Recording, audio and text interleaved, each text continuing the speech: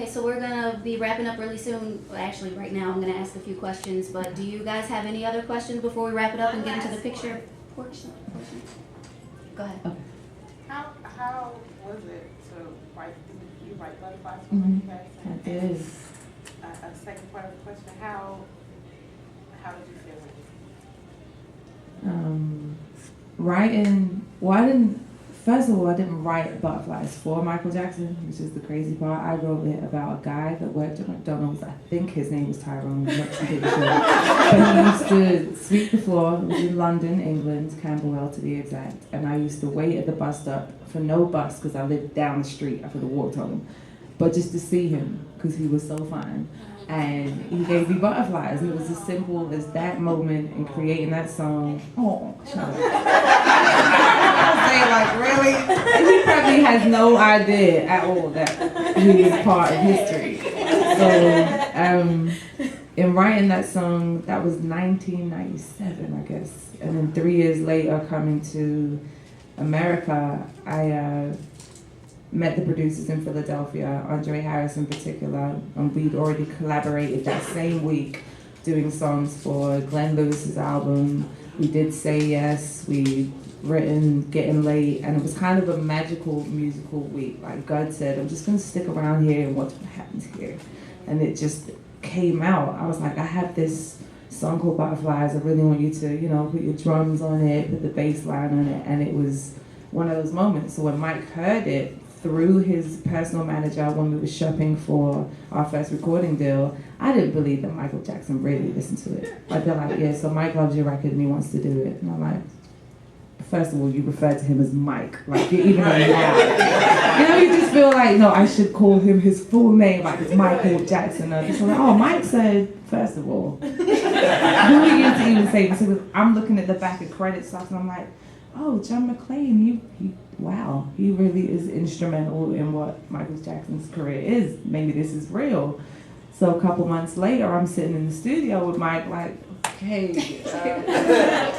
He's like, so what is next, and how do I do this, and the da-da-da-da-da. And I'm telling him what to do for 2 weeks straight. Kids, Paris and Prince are running around, and it's just like, I've been invited into this man's life, not his home, just his life, because I felt like when he passed away, this is the second part to your question, when he passed away, I felt like one of the very few people on earth that were called to see if it was true.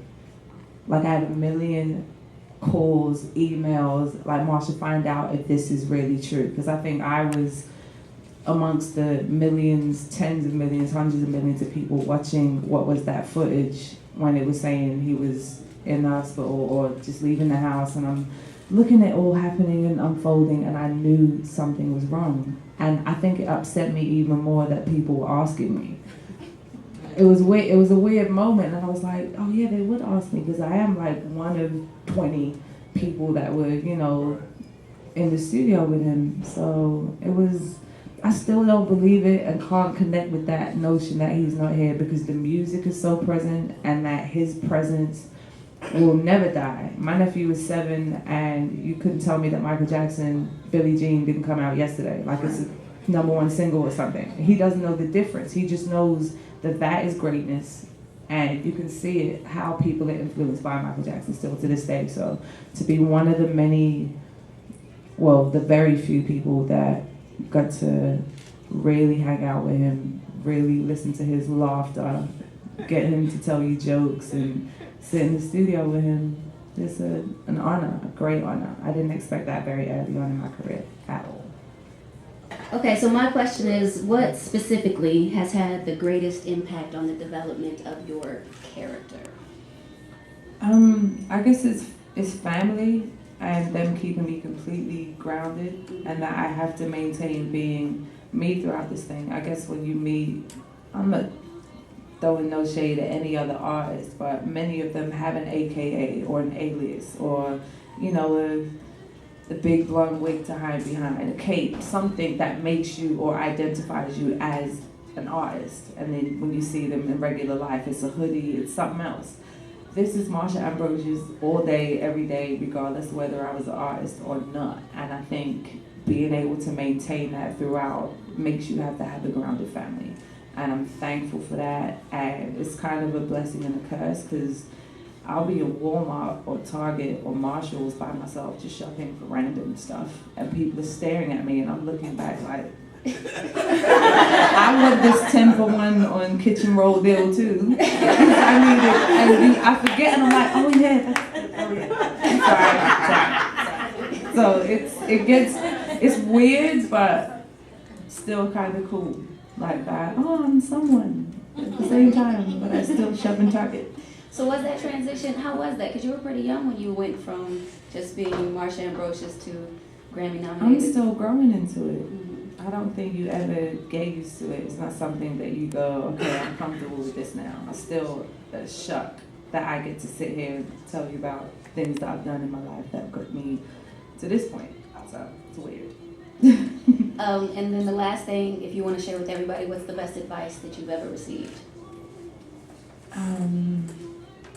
Best advice. It's too much.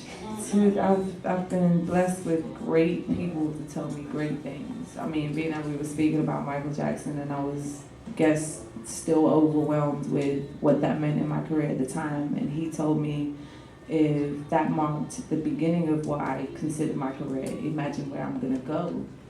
So I kind of rolled with that, like, well, yeah, you're right, I could quit now. Like, butterflies are it. I got a tattoo, butterfly right here. I'm never doing anything other than that.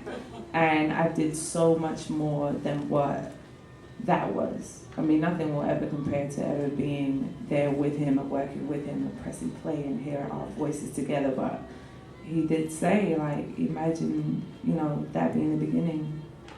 There's no end. It's like, you're right, Michael. Mike. I called him Mike after about 3 days. Thank you very much. You're Everybody, welcome. please give Marsha Ambrosius a round of applause.